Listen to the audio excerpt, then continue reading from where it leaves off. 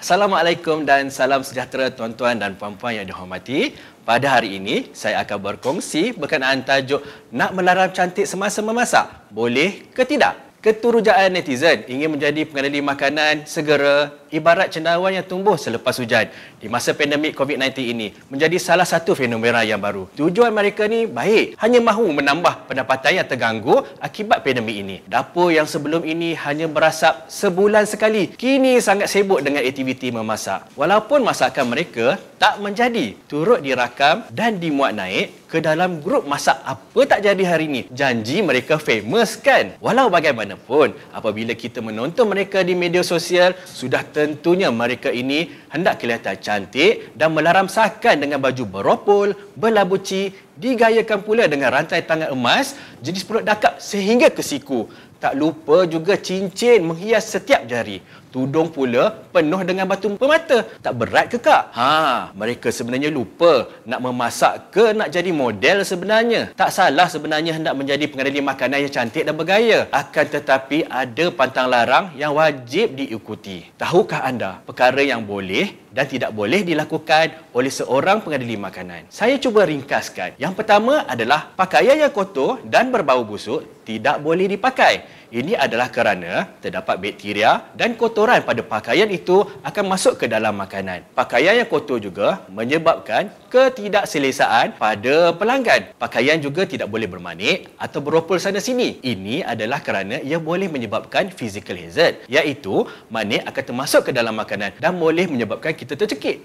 Manakala kain yang beropol pula akan masuk ke dalam makanan tanpa sengaja. Pemakaian singlet atau baju tanpa lengan juga perlu dielakkan. Dirisaukan gugur sesuatu di kawasan yang tak tertutup itu. Pengendali makanan juga perlu berpakaian sempurna. Takut-takut peluh dan juga bakteria pada badan kita masuk ke dalam makanan. Elakkan penggunaan apron yang berpoket. Kita nak elakkan poket tersebut menjadi poket Doraemon. Segala benda disimpan dan tangan kita tercemar dengan barang-barang bila kita masukkan tangan ke dalam poket apron tersebut. Terutamanya bila kita nak mencari handphone. Apron juga hendaklah berwarna cerah supaya kita sentiasa nampak kotoran pada apron tersebut. Sebenarnya, fungsi apron adalah untuk menghalang pencemaran silang berlaku dan menghalang kotoran daripada badan kita masuk ke dalam makanan. Ingat tu.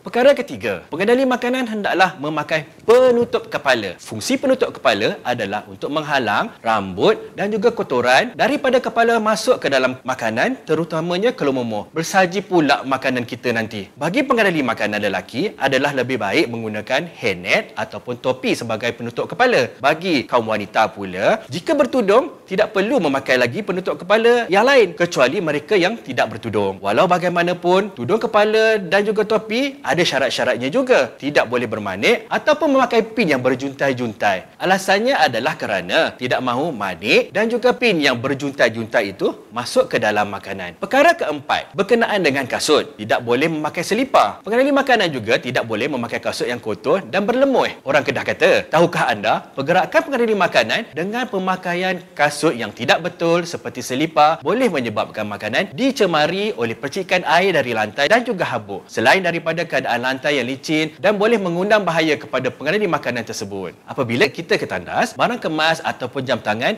kita bawa masuk bersama ke dalam tandas. Akan tetapi, semasa kita keluar daripada tandas, kita hanya mencuci tangan sahaja, tetapi tidak mencuci barang kemas ataupun jam tangan tersebut. Kotoran daripada tandas akan mencemarkan tangan kita yang menyentuh makanan. Pemakaian makeup yang berlebihan boleh menyebabkan pencemaran silang. Contohnya, debu daripada makeup tersebut akan masuk ke dalam makanan. Begitu juga dengan bulu mata dan kuku palsu, dikhawatiri akan tertanggal dan masuk ke dalam makanan. Pengendali makanan juga perlu menjaga kebersihan diri. Dah berpakaian cantik, kebersihan diri pengendali makanan juga perlu dititik beratkan. Antaranya adalah dengan mengekalkan tahap kebersihan diri pada tahap tertinggi. Sebagai contoh, mereka hendaklah mandi sebelum hadir bekerja. Mereka juga hendaklah berkuku pendek dan bersih, di mana kuku sentiasalah dipotong dan tidak pakai pewarna kuku. Pengendali makanan juga perlu menanggalkan pakaian pelindung seperti apron, penutup kepala sebelum ke tandas. Jangan pula membawa masuk ke tandas. Nanti semua cemaran tandas akan tersangkut pada pakaian pelindung tersebut.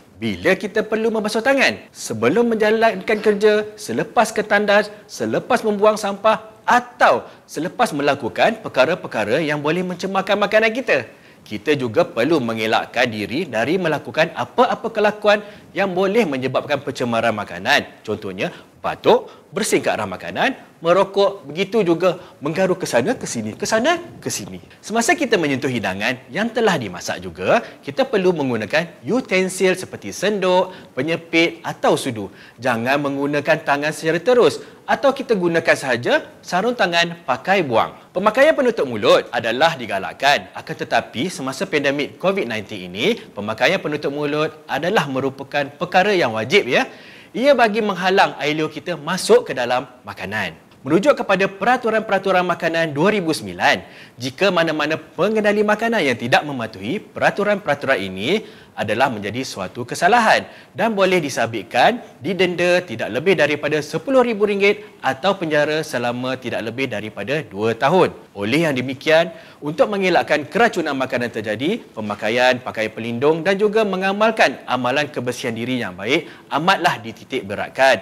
Tak salah melarang cantik, tapi berpada-pada supaya kita tak menjadi punca makanan kita tidak selamat. Keselamatan makanan, tanggungjawab kita bersama. Jangan lupa like, share dan subscribe video ini. Okay, bye.